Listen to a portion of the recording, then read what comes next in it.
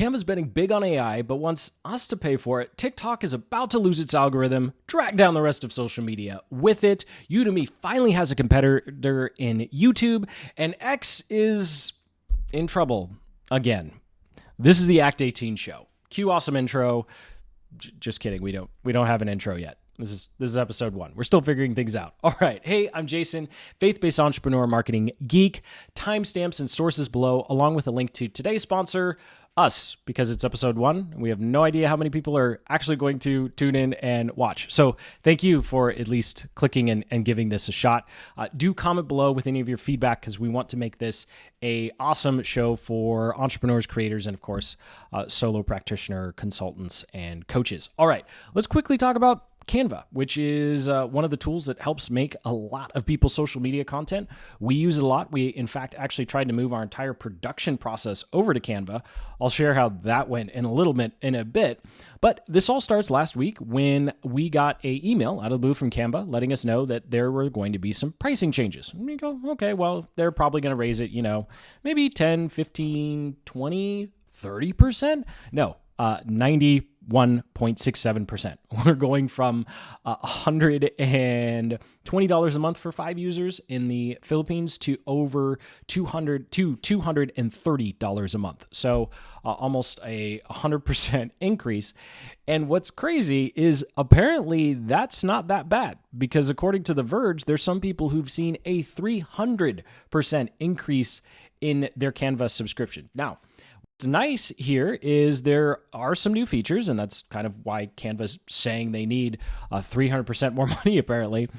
But they did at least let people know that we all get a 40% discount over the coming year. So we're going to only see a 60% price increase in the coming year, and then after that, we'll see the remaining, 40% increase. So very nice of them. Now, as someone who's been using Canva for, I don't know, at least half a decade now, I really do like it. And I think if they just made a couple of minor tweaks, I would actually be okay with a 200% price increase. Because as I mentioned earlier, we actually tried to move our operations in terms of all of our content production for YouTube videos over to Canva, and there was some good but mostly bad. We're still stuck using Canva plus Google Drive, plus DaVinci or Camtasia or whatever else, whatever other tools people on the team like to use to create the content. So there is a quick little list here of things that I think Canva needs in order to go from charging, what is it now, $25 per user per month to, say, $50, and it actually be justified. So number one, let us edit large files. You pretty much forget about uploading anything 4K. The file limits are prohibitively small. You can't edit a video that's more than an hour. And when you upload images, there's no links, which you go like, well, what's the big deal of that? Well, if you have a big content outline and you want to tell other people on your team which images to use when or where when they're editing, you need a link. They need to be able to click the link and go to it, right? Every other file sharing system gives you a link that you can share with people on Basecamp, Asana, Trello, or whatever project management, or heck, even in an email, right? Now, the other thing that really was prohibitive for us was the fact that when we started making content outlines inside of Canva, as you can see, this is for a upcoming Google Ads tutorial. It's just one really long page. There's no doc outline like there is in Google Docs. And so we essentially had to make a doc for each section. Otherwise, 30, 40 pages, that's a lot to scroll through here. And the other problem we started to notice too is Canva does have a limit to how many slides you can have. So as an example, if we hop over here, you can see we have a couple of slides here. But even in examples where we only have a couple, like for example, this one, we only have 12 slides. I literally can't add any more slides because Canva runs out of memory. And essentially it comes down to these little graphics here because we individually, build a mock-up of like a YouTube video or a Instagram post, and then we want to use it in a funnel diagram. Well, because there's so many elements inside of the layers of the funnel diagram, you literally can't make any more. So we wind up having to export this as a PNG, and then inside of whatever video editing software we're using, we have to essentially layer on the images because we can't just export it directly from Canva, which on the one hand I know is a pretty niche problem, but on the other hand, Google Slides can handle our graphics just fine. So if Google Slides can do something that Canva can't, I think Canva has a little way to go. But if Canva can get us to a point where we can actually record, edit, and export a hour-long tutorial, heck, just on Google Ads or some screen capture, then I think it would be well worth, upwards of $50 a month per user if they decide to go that route. But for now, they're charging us a bunch for a bunch of AI tools that arguably I just don't see any value in. All right, complaining about Canva pricing aside and asking them to give us more features so we can give them more money and stop using half a dozen other softwares, this next one is pretty serious on kind of two levels, a personal level in terms of just a human being, and then also just I think the court's going a little far here, and they're not really thinking about how this is drastically going to harm lots of people's ability to be discovered on social media. It's almost the signing of destroying algorithms as we know it. But let's go through this. So we'll back up a little bit. TikTok has a lot of challenges, from Tide Pod challenge to stealing a Kia or Hyundai with a USB stick challenge. Unfortunately, this latest one, the blackout challenge, is where teenagers thought it would be a good idea to try and pass themselves out. Unfortunately, a 10-year-old saw some of these videos, tried it for themselves, and accidentally took their own life. Now, I don't want to get into the whole, well, they're 10 and TikTok is supposed to be for 13, so how they get on the platform, blah, blah, blah. I think that's a discussion for another day. What I want to focus on now is the judge has ruled that TikTok is liable despite Section 230. So we'll back up a little bit here. Essentially, Section 230 was designed for not just social media platforms, but also for, like Verizon, AT&T, and T-Mobile to essentially say, hey, someone is using your platform, your product, your service.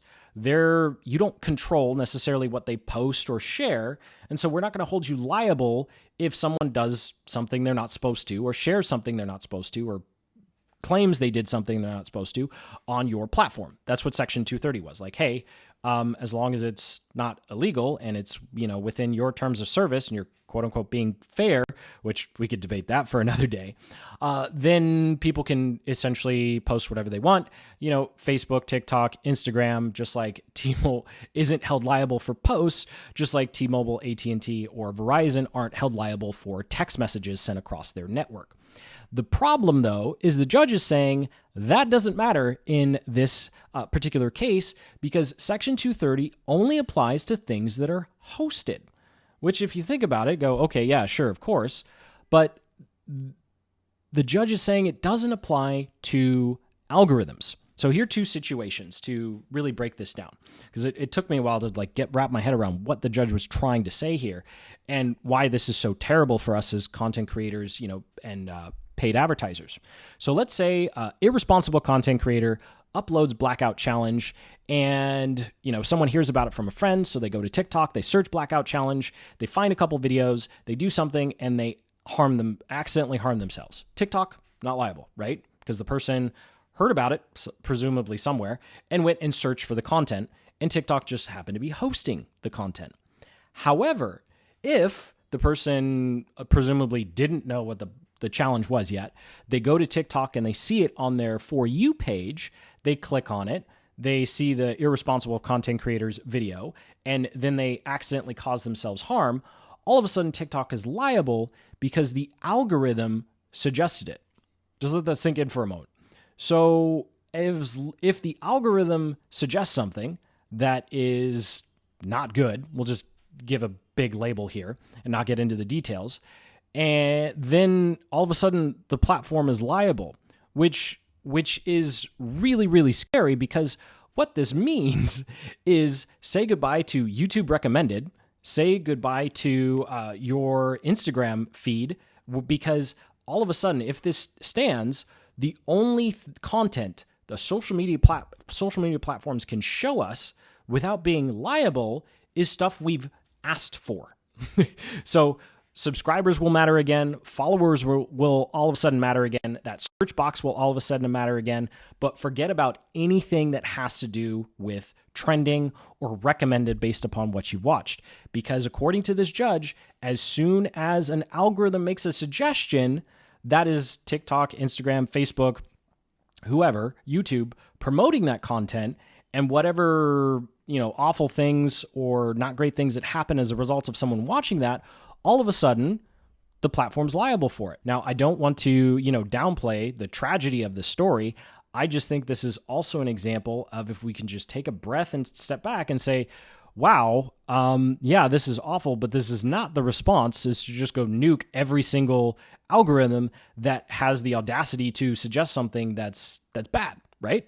And so pretty much what this is going to lead to is, number one, we're going to go back to follower and subscriber-based feeds because the algorithms can't recommend anything because they'll be held liable. Or number two, we're just going to see way more censorship than we already do see, and then our feeds are going to stink even more because we're not going to be able to see, presumably, the things that we want. So either way, I do hope this gets struck down at a higher court because it opens up a can of worms, not just for social media platforms, but it also opens up a can of worms for us as content creators if we're using any sort of membership software and all of a sudden someone posts something that they're not supposed to, and then, it gets recommended or suggested, and then someone, gives us a slap lawsuit saying, hey, you know what? I was in your Facebook group or I was in your school or circle group, and the school or circle algorithm suggested this because it got upvoted, and, now I'm suing you. I know that sounds ridiculous, but this is kind of how these types of rulings start to snowball, and it winds up turning into something that nobody actually wanted. So I do hope that this door stays firmly closed despite how awful what happened is. Okay, taking a little breath there. It took way more takes than I want to admit, probably like 7 or 8 to do that last story. It's always harder when things are that heavy and kind of complex. So let's do something a lot lighthearted. Udemy is potentially going to be dethroned because there's a new platform. There's a new way to host your courses for free and actually start charging people for your courses without having to pay a dime for software. And this platform is never going to, just kidding. That would be your own website using the link in the description to the free funnel templates. But the next best thing, if you really don't want to make your own website and you're going to give up a little bit of control and reach and maybe can't say everything that you want to in your course, YouTube apparently has you covered because we do not have enough tabs on our channels. I think we have so many now, but Courses has come to YouTube. Up until now, Courses, or a new way for creators to offer in-depth, multi-lesson learning programs on their channel, has been in beta testing and only available to a select number of creators. We're excited to announce that we're bringing the Courses functionality to more creators in studio. Your course will have a special course badge on the Watch and Playlist page, as well as in Search, Home, Watch Next, and anywhere else your course appears. Courses will appear in a dedicated tab on your channel page, and your course may be featured on youtube.com/courses for easy discovery. Now, if that looked familiar, it's because it's almost a carbon copy of how podcasts look and how podcasts were launched. So essentially, we just get to make a playlist of our videos, call it a course, it gets to go in a special place. But something that I do think is awesome and interesting is when I was going through their support, I actually found this lower section, one-time payment courses, that wasn't talked about in the video, which leads me to believe that we're actually going to see a day where we're going to be able to have paid courses on YouTube. Now, of course, if you are totally cool with their 30 to 40% or whatever revenue share they're going to take, then this might actually be a great option for quickly putting together content. I know there are a lot of creators who like using the membership function as well. Although, as a fellow entrepreneur and creator, I will tell you, I think YouTube has enough power in terms of our audience growing process. And I think it makes a whole lot more sense, even if you don't want to use Systemi, like we recommend linked up in the description, whether you use something like ClickFunnels or Go High Level or Circle or even School, having a platform that you own for your own, courses and content and community, I think is really important because it gives you a whole lot of independence as opposed to being tied to, YouTube and whatever they decide to do. And so while I am really excited for this because it's finally taking a pop shot at Udemy, which I just don't like, at the very least, we now have a place where we can post a free course or we can post a low ticket paid one, and we actually get to control the sale price. We don't log on and find that the site we've hosted it on has decided to give it away for free or, make it 70% off just for one day only or something like that, which is Udemy's essentially business model because that's a really easy way to sell online courses. Oh, and also YouTube is now giving us the ability to essentially create custom-ish thumbnails for our shorts. So if you upload a short and you want to choose a particular clip for that to be a thumbnail and add some text, you can. Although personally, I think this is just a giant waste of time for most people because most of the time people are going to be watching shorts on their shorts feed, which is where the thumbnail does not show up. So I don't think it's worth your time. I think just wait until we can actually upload a thumbnail with the actual shorts video. And that also means you can outsource the thumbnail creation and you don't have to give access to your channel for someone to start making thumbnails for you. And you can use them on other platforms too. So cool feature, but I don't think it's worth our time. Now, unlike that YouTube Shorts feature, X does have something that is good news for us as content creators. But first, just in case you hadn't heard, X has been banned in Brazil. So, long story short, judges ruled that X can no longer operate in Brazil because Elon Musk and that pesky free speech thing he's standing on is apparently not going over too well down there. I say down there as if I'm in the States. I'm actually filming this in Vietnam, so I don't know why I said that. Anyway, let's move on. So, long story short, there was some back and forth in terms of what is legal or illegal to post on social media platforms in Brazil. X was arguing, hey, this is part of your free speech. We're not violating any laws. The judge was like, hey, you should have banned these people. I didn't get too much into that, mostly because it's a different country and there's so many to keep track of. So unfortunately, X is gone from Brazil. And just in case you were wondering if we were going to do a VPN sponsor, the judge already thought of that. I guess he watches every other YouTube channel out there and has also ruled that if a Brazilian decides to access X via a VPN, they could be charged up to the equivalent of $8,900 per day. Although some other judges have clarified it's only if you post certain type of content that you'll be fined. I don't know. It's pretty nebulous, but it seems like for the most part, Twitter is just done, and they've thought a step ahead and decided that you're not even allowed to use a VPN. But if you leave the country and you're still a citizen, then can you access it? I don't know. And questions that we'll never have answers to. But one that we will have an answer to that is relevant and important is X has finally launched their TV app. So round of applause for X because this is, I think, a long time coming. So essentially what this is just like a normal YouTube app on your TV. So if you want to actually start considering X to be a viable platform for longer form video content, this is a good sign. And of course, I am rooting for X because I do like the idea of having other long form video places to post other than YouTube. Don't get me wrong, YouTube is pretty much the king. They figured it out. The monetization is awesome. I don't think they're ever going to get dethroned in the next 5 to 10 years. Who knows after 10 years, especially with the whole antitrust thing Google just got slapped with.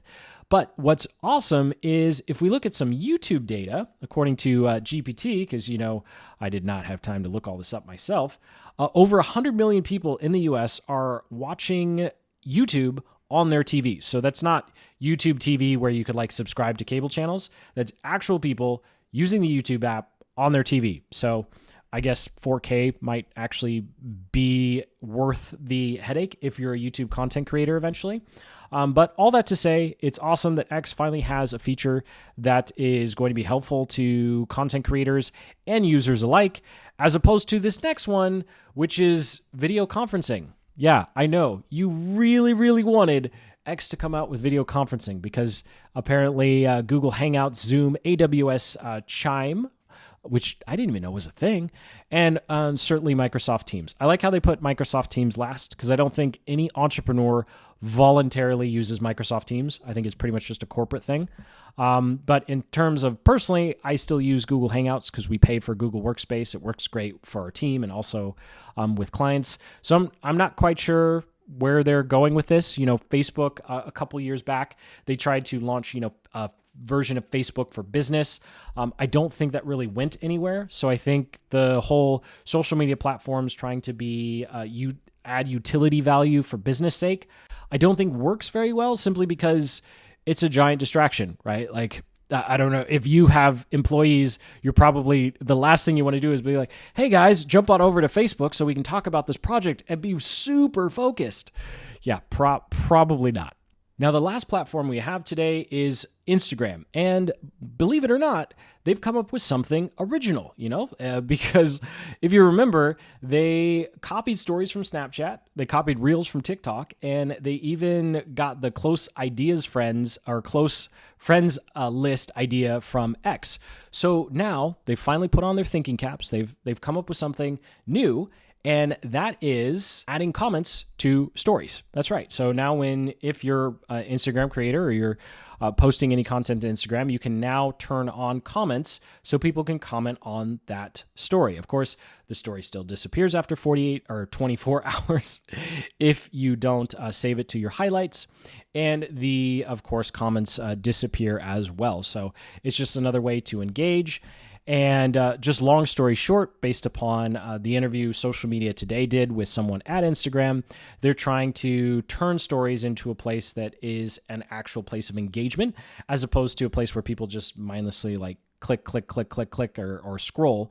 I like how we still say scroll, but really it's just more like tapping now through feeds. And so is this something that you should use? I would say if you're already experimenting with Instagram content, right? Because it's so easy for shiny object syndrome to take over. If you're already experimenting there, if you already have a post schedule there, then I would say try a couple extra stories and try having some sort of call to action to comment, because most people aren't going to know that this is a thing, right? It's kind of like every new feature Instagram rolls out, they have to slowly tell everybody like, hey, you can do this now. You can click that button there. You can swipe up or swipe down or whatever, the new feature is. And so these new features always represent, or most of the time represent, a cool opportunity, because you can use this new feature and then you're more likely to have that content shared because Instagram's trying to get this feature out. So essentially the algorithm is looking for stories that are engaging with and using this new feature that they're trying to roll out to the entire platform. And so essentially the algorithm hypothetically, right, goes, hey, this person has a normal story. This person has a story that has the new feature that we want everyone to be using. Okay, so let's promote this one and not this one.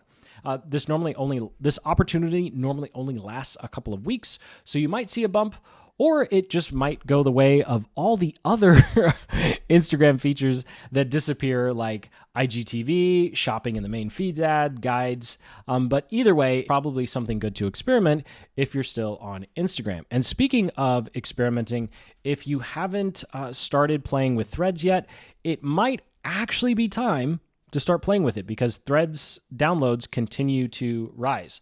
Now, based upon what's happened with X in Brazil, there's some analysis that says it's not really going to help Threads. People are already flocking to a different platform. But in terms of, is Threads really going to stick around? Is it going to, die like everything else that Facebook and Instagram keeps trying? It seems like it might actually stick around. So in terms of places to find more audience and attention, that might be something worth checking out. Well, thank you so much for watching. If you're still watching and you got some value out of this, hit that like button, hit that like button. This is episode 1 of the Act 18 show. We spent a lot of time and energy trying to figure out like what types of stories or content would be helpful. And please comment below how this was for you. Presumably something was helpful because you're still watching, unlike the other 97% of people who've bounced out by now. So I wanted to take a quick minute to share why we chose the name Act 18. And so if you don't know, my marketing agency was called Act Marketing. I say was called because for some personal and business partner reasons, we wound up closing the doors on that, but I still like the name. I still have the domain actmarketing.io, and we still built what I think is a pretty great marketing and revenue operations system around it. So that's where the name initially came from. It stands for Attract, Convert, Transform, and now we've added a system. So the 4 quadrants are attract for getting customers, converting visitors, and of course transform, transforming lives. And that all works together in running systems, whether that's a one-person solopreneur system or if it's a system of a couple people. So so those are the letters. The number 18 comes from 3 different places. So the first one has to do with touch points. Back in 2017, when I first started this channel, I totally messed up the YouTube settings. And so if you go to, YouTube / at Jason Whaling, there's a channel there that has no content.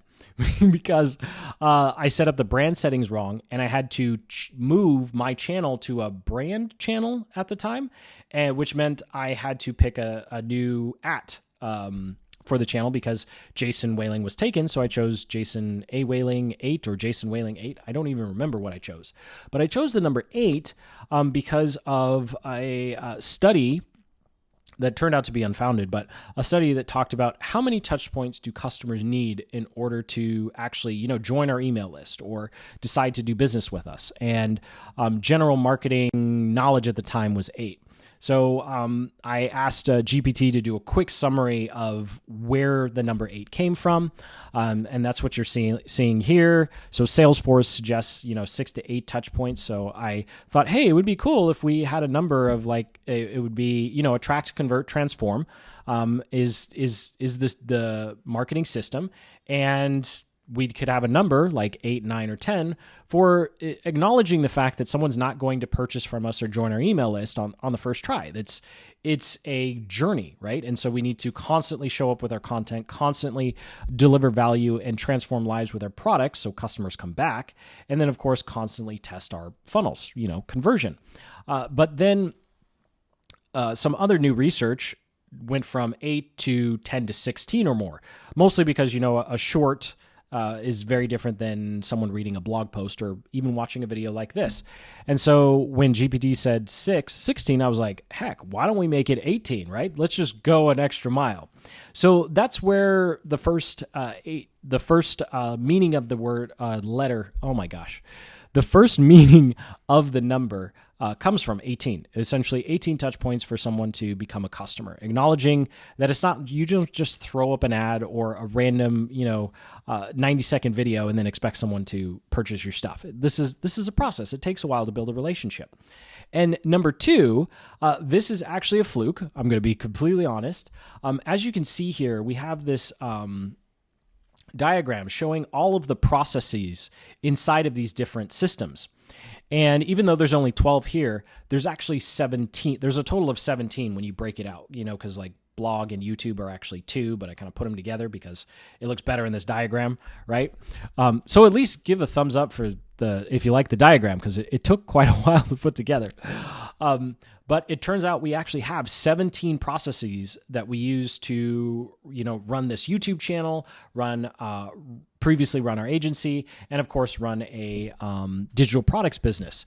And I thought, hey, if we have 17 systems, I'm sure we can come up with 18.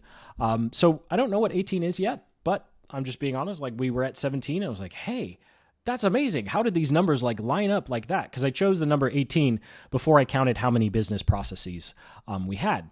And then finally, on a much more personal note, as a Christian entrepreneur, I don't get a lot of opportunities to share it where it doesn't seem forced. Because honestly, after saying, faith-based entrepreneur and marketing geek at the beginning of my videos now, it doesn't really make sense to bring up why I do what I do or my faith or what really drives me in a 20-minute Google Ads tutorial.